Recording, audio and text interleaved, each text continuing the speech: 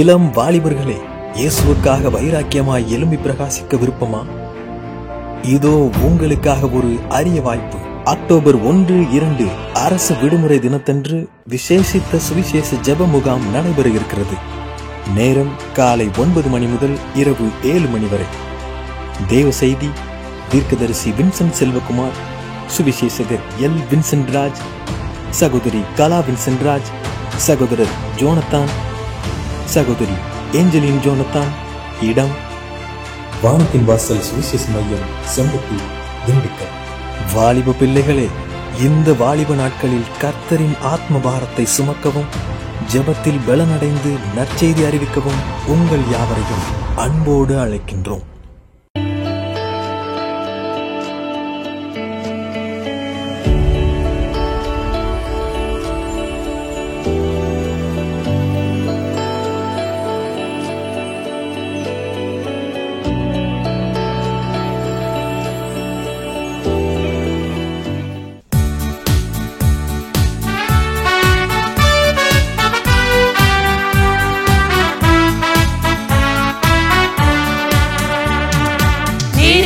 நாணலை தேவன் என்று முறித்து போடுவதில்லை.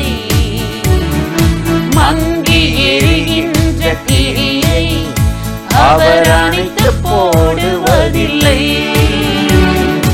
உடைந்து போன உன் மனதை தேவன் இடித்து போடுவதில்லை. மனம் சலித்து போன உன் வாழ்வை அவர் அழித்து போடுவதில்லை. நிமிர்ந்து நிற்கச் செய்வார், விளக்கு எரியச் செய்வார். உன்னை நிமிர்ந்து நிற்கச் செய்வார், உன் விளக்கு எரியச் செய்வார். என்னை அபிஷேகத்தால் உன் பாத்திரம் நிரம்பச் செய்வார்.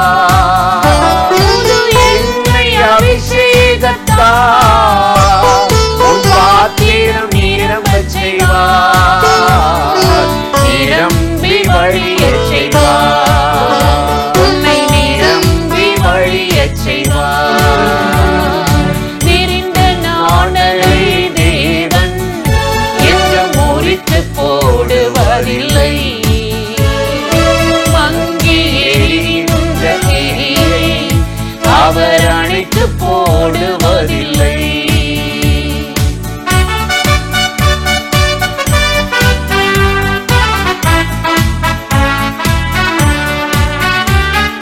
கட்டுக்களை அவிழ்த்திடுவார், உனக்கு இறங்கிடுவார். உன் கட்டுக்களை அவிழ்த்திடுவார், உனக்கு இறங்கிடுவார். உன் சிறையிருப்பை மாற்றி திரும்ப சேர்த்துக் கொள்வார். உன் சிறையிருப்பை மாற்றி திரும்ப சேர்த்துக் கொள்வார். நெறிந்த நாணலை தேவன் என்று முறித்து போடுவதில்லை. மங்கி எரிகின்ற திரியை அவர் அணைத்து போடுவதில்லை.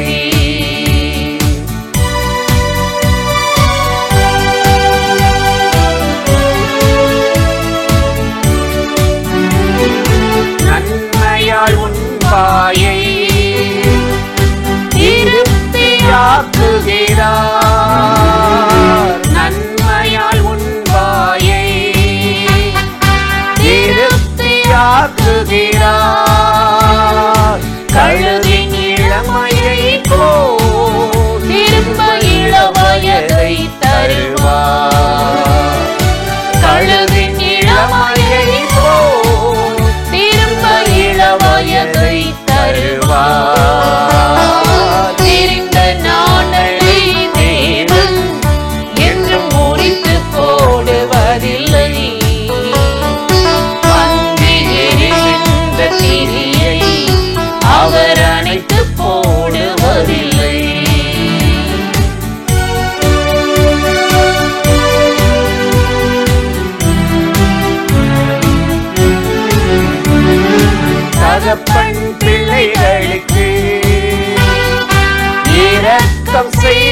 செய்வது போல் தகப்பன் பிள்ளைகளுக்கு இரக்கம் செய்வது போல் தமக்கு அஞ்சுவோர்க்கு தேவன் இரக்கம் செய்திடுவார். தமக்கு அஞ்சுவோர்க்கு தேவன் இரக்கம் செய்திடுவார். தெரிந்த நாணலை தேவன் என்றும் முறித்து போடுவதில்லை. அங்கே எரிகின்ற தீயை அவர் அணைத்து போடுவதில்லை.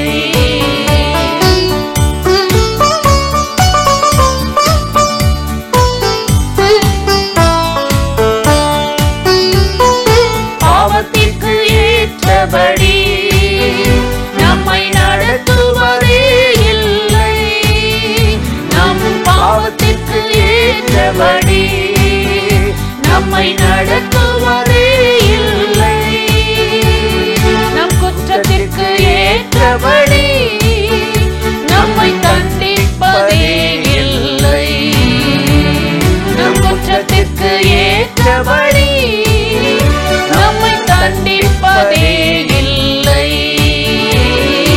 தெரிந்த நாணலை தேவன் என்றும் முறித்து போடுவதில்லை. தீயை அவர் அணைத்து போடுவதில்லை. உடைந்து போன உன் மனதை தேவன் இடித்து போடுவதில்லை. மனம் சலித்து போன உன் வாழ்வை அவர் அழைத்து போடுவதில்லை. பிரியமானவர்களே, ஆண்டவராகிய இயேசு கிறிஸ்துவின் நாமத்தில் இந்த காலை நேரத்தில் இயேசுவை தினம் பார்க்கிறேன் என்ற இந்த நிகழ்ச்சி மூலமாக உங்களை சந்திப்பதில் மிகுந்த மகிழ்ச்சி அடைகிறேன். உபாகமம் 5ஆம் அதிகாரம் 11வது வசனத்தில் நாம் வாசிக்கிறோம், உன் தேவனாகிய கர்த்தருடைய நாமத்தை வீணிலே வழங்காதிருப்பாயாக. கர்த்தர் தம்முடைய நாமத்தை வீணிலே வழங்குகிறவர்களை தண்டியாமல் விடார் என்று இந்த வேதவசனம் சொல்கிறது. இந்த கட்டளை 10 கட்டளைகளில் ஒன்றாக இருக்கிறது. உன் தேவனாகிய கர்த்தருடைய நாமத்தை நீ வீணிலே வழங்கக்கூடாது. எதற்கெடுத்தாலும் ஆண்டவர் இயேசுவின் நாமத்தை வைத்துக்கொண்டு நாம் தவறான காரியங்களில் ஈடுபடக்கூடாது. அந்த நாமத்தை வீணாக பயன்படுத்தக்கூடாது என்பதற்காக அவர் நாமத்தை வீணிலே வழங்காதிருப்பாயாக, சொல்லாதிருப்பாயாக என்று ஆண்டவர் இங்கு சொல்லுகிறார். என்னை நோக்கி ஆண்டவரே ஆண்டவரே என்று சொல்லியும் நான் சொல்லியபடி நீங்கள் நடக்காவிட்டால் அது வீணாகி போகிறது என்று ஆண்டவர் சொல்லி இருக்கிறதை நாம் வாசிக்கிறோம். சாலமோன் கூட அவர் வாக்கியத்தில் சொல்லுகிறார், அதிகமான செல்வத்தை நீர் எனக்கு கொடுக்காதிரும், அப்பொழுது தேவன் யார் என்று நான் கேட்டு விடுவேன். அதிகமான வறுமையையும் எனக்கு நீர் தராமல் இரும், அப்பொழுது நான் திருடி தேவனுடைய நாமத்தை வீணிலே வழங்குகிறவனாக போய்விடுவேன். அந்த காரியத்தை நான் செய்யாதிருக்கும்படி எனக்கு உதவி செய்யும், இந்த 2 காரியத்தையும் எனக்கு செய்தருளும் என்று வேண்டிக் கொண்டதை நாம் வேதத்தில் வாசிக்கிறோம். ஆண்டவருடைய நாமத்தை, கர்த்தருடைய நாமத்தை நாம் வீணிலே வழங்குகிறவர்களாக இருக்கக்கூடாது. அப்படி நாம் செய்தால் தேவனாகிய கர்த்தர் அதற்கேற்ற தண்டனையை தந்து விடுவார், அவர் தண்டியாமல் விடார் என்று இந்த வேதவசனம் சொல்லுகிறது. இந்த தண்டனையிலிருந்து நாம் தப்பிக்கொள்ளும்படியாக, நாம் ஆசீர்வதிக்கப்படும்படியாக கர்த்தருடைய நாமத்தை வீணிலே வழங்காமல் இருக்கும்படி எப்பொழுதும் ஜாக்கிரதை உள்ளவர்களாக, சரியாக சீராக நடந்து கொள்கிறவர்களாக இருக்கும்படி அந்த காரியத்தில் கர்த்தர் நமக்கு ஞானத்தை தந்தருளி இந்த கட்டளையை கடைபிடிக்கிறவர்களாக நம்மை வழி நடத்தும்படி, நமக்கு ஆசீர்வாதமாக ஆண்டவர் மாற்றும்படிதான் நாம் ஆண்டவரிடத்தில் ஒப்படைத்து ஜெபிக்க வேண்டும். ஒவ்வொரு நாளும் இப்படிப்பட்ட காரியங்களுக்காக, ஆண்டவரே உம்முடைய நாமத்தை நான் வீணிலே வழங்கிவிடக் கூடாது, என்னை காத்துக்கொள்ளும் என்று சொல்லி நாம் ஜெபித்து ஒவ்வொரு காரியத்தையும் செயல்படுகிற போது நாம் ஆசீர்வதிக்கப்படுவோம், கர்த்தரால் தண்டனைக்கு தப்பித்துக் கொள்வோம் என்றுதான் தேவனுடைய வார்த்தை சொல்லுகிறது. இதற்காக நாம் ஆண்டவரை நோக்கி ஜெபிக்க போகிறோம். ஜெபிப்போமா? பரிசுத்தமுள்ள நல்ல தகப்பனே, இந்த அருமையான காலை நேரத்திற்காக நாங்கள் உம்மை நன்றியோடு ஸ்தோத்திரம் பண்ணுகிறோம். கர்த்தருடைய நாமத்தை வீணிலே வழங்காதிருப்பாயாக என்று நீர் சொல்லி இருக்கிற அந்த வார்த்தையின்படி எந்த ஒரு காரியத்திற்கும் உமது நாமத்தை இழுத்து கொண்டு எங்கள் மனம் போன போக்கில் நாங்கள் எதையோ ஒன்று செய்து கொண்டு வாழ்ந்து உம்மை துக்கப்படுத்துகிறவர்களாகவும் தண்டனைக்குரியவர்களாகவும் நாங்கள் மாறிவிடாதபடி எப்பொழுதும் நீர் எங்களை காத்து கொள்ளும்படியாக உம்மை நோக்கி நாங்கள் ஜெபிக்கிறோம். உம்முடைய நாமத்தினால் நன்மையான காரியங்களை, நற்காரியங்களை நாங்கள் செய்கிறவர்களாக, அதில் விசேஷமான நன்மைகளை அனுபவிக்கிறவர்களாக நாங்கள் இருக்க வேண்டுமே தவிர தண்டனைக்குரியவர்களாக இருந்துவிடக் கூடாதபடி எப்பொழுதும் நீர் எங்களை காத்துக் கொள்வீராக. உம்மை நோக்கி ஆண்டவரே ஆண்டவரே என்று கூப்பிட்டு விட்டு, ஆண்டவரே நீர் சொல்லியவைகளை கேட்காமலும் செய்யாமலும் மனம் போனபடி இஷ்டப்படி நாங்கள் வாழ்ந்து ஆண்டவரே வேதனைக்குரியவர்களாக நாங்கள் வாழ்ந்து விடாதபடி ஆசீர்வதிக்கப்படுகிறவர்களாக எங்களை எப்பொழுதும் காத்துக் கொள்ளும்படியாக உமது கிருபையின் கரங்களில் ஒப்பு கொடுத்து நாங்கள் ஜெபிக்கிறோம். இயேசு கிறிஸ்துவின் நாமத்தில் ஜெபிக்கிறோம் நல்ல பிதாவே, ஆமென். இந்த நிகழ்ச்சி உங்களுக்கு ஆசீர்வாதமாக இருந்ததா? நீங்கள் பெற்ற நன்மைகளை எங்களோடு கூட பகிர்ந்து கொள்ளுங்கள், மற்றவர்களுக்கும் சொல்லுங்கள். கர்த்தர் உங்களை ஆசீர்வதிப்பாராக. ஆமென்.